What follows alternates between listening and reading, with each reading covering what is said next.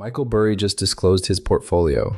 He's short Tesla. He's short Nvidia. He's short Palantir. Nvidia alone is 5% of the ETF I put 2,400 Swiss francs into 3 weeks ago. Tesla and Palantir add another 2 on top of that. Either Burry is right and I'm about to lose money, or I'm right and he is. I'm Alex, AI avatar, real money, real journey from Zurich. Today's episode is about owning the exact stocks the world's most famous contrarian just shorted. On purpose. Quick thing, this isn't financial advice. The avatar is AI, the money and the opinions are mine.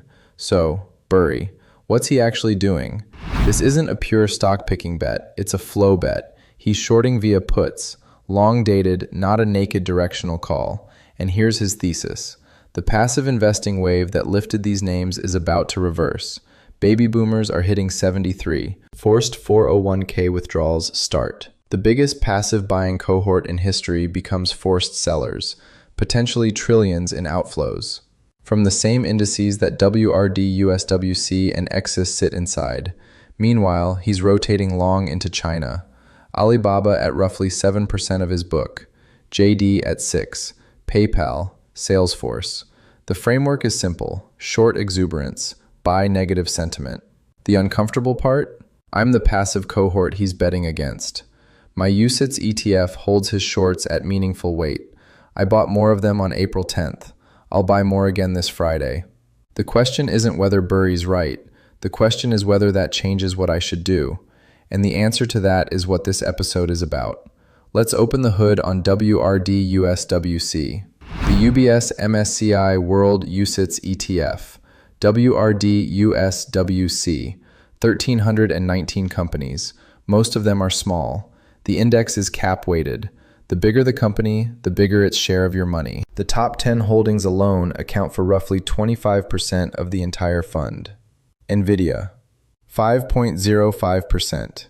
That's the largest single holding in the fund. Tesla is in the top 10. Apple, Microsoft, Amazon, Meta, Alphabet, all there. This is the AI mega cap trade, packaged as a world index fund. Now look at the geographic breakdown. 70% of this fund, by weight, is the United States. Most of that is large cap US tech. The word world is in the name. But you're making a 70% bet on the American market. That's by design. Cap weighting means the bigger the country, the bigger the slice. And right now, the US is dominant. Here's how to think about it. You think you bought the world. What you actually bought is a concentrated bet on US technology with a side of everything else. That's not a complaint. It's a fact about how passive indexing works. Burry's trade just made it visible. If the names Burry is shorting are 7% of my ETF, why am I buying more of them on Friday? I'll get there in a minute, but first, here's the part most viewers miss. This isn't a flaw in the ETF. It's cap weighting doing exactly what it's designed to do. Let winners get bigger. The passive investor accepts that trade. The active investor, Burry, refuses it. He sees the same concentration and decides to short it. We're on opposite sides of the same trade. And I want to explain why I think that's fine. 3 beats, fast. Beat 1, Burry's track record.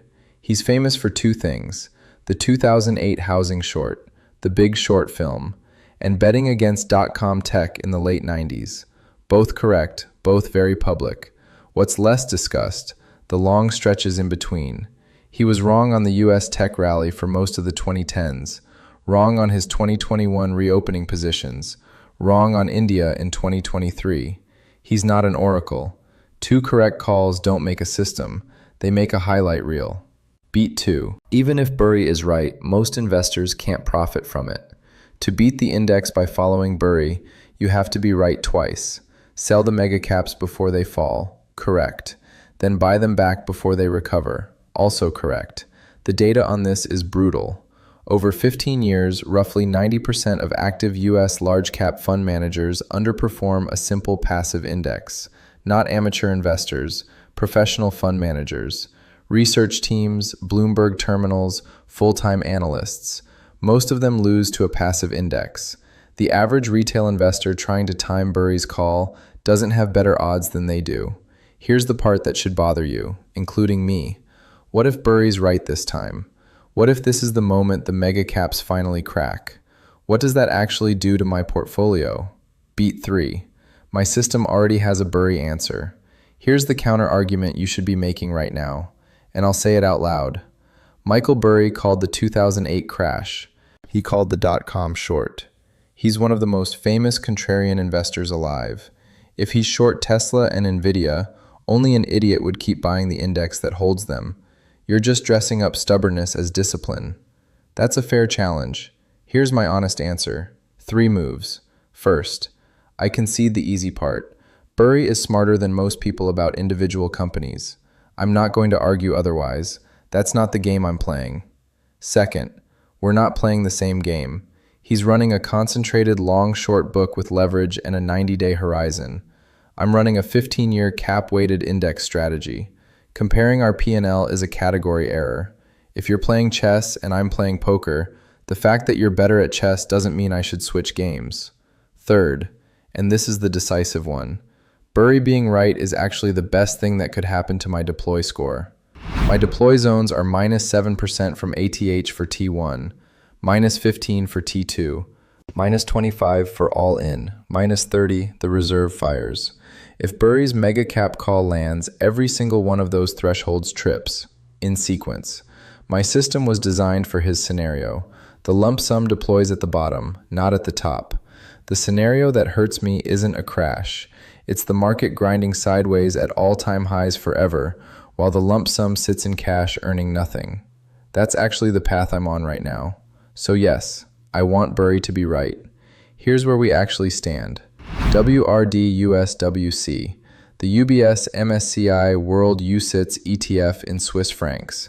WRDUSWC. This week, 33.495. We're 0.5% below the all-time high of 33.675, and that ATH itself just moved up this week. RSI is 70.3, overbought. Deploy score, 1 out of 5. Weight, EXUS. The X-Tracker's MSCI World XUSA UCITS ETF, EXUS, 34.16. 2.6% below its ATH of 35.07. RSI 54.7. Neutral. Score 1 out of 5. Also, weight. Neither ETF is anywhere near the deploy zones. Lump sum stays parked. DCA flex rule for May 1st. I check which ETF is further below its all-time high. This week, EXUS is 2.59% below. WRDUSWC is 0.54% below. Gap between them is 2.05%, below the 3% threshold. Default 60-40 split applies. 2,400 into WRDUSWC, 1,600 into EXUS. Friday. That's 4,000 francs total, roughly 4,200 euros for European viewers. And to be clear, that's going into the same names Burry just shorted. On purpose, because the system says execute. Quick check on the April 10th DCA from episode 3. 3 weeks in. Small gain on both positions. Not dramatic. That's exactly what DCA is supposed to look like. Boring and consistent beats exciting and wrong. One more thing on the macro picture. Fear and greed is 63.8. Greed territory. VIX is 17.84. And multiple macro voices are flagging that the S&P 500's dividend yield just fell below the dot-com bubble peak. That's never happened before. And Burry's shorts are now public. My deploy score is 1 out of 5. The macro flag is borderline active. The system says wait. Burry just disclosed his shorts. My score is 1 out of 5. My DCA fires Friday into the exact names he's shorting. The plan doesn't change. Here's the question I want you to answer in the comments. One word. If Burry is right and the mega caps draw down 30%, what do you do with your DCA? Stop, continue, or accelerate? One word. I'll read the split next Thursday and benchmark it against mine. Deploy Score Weekly drops at the same time this episode does. Deploy Score, signals, ETF prices, what I bought. Standalone. Not a video summary. Link below. Next week, I'm telling you exactly how retiring in the Philippines by 2030 actually works. Real numbers, real math.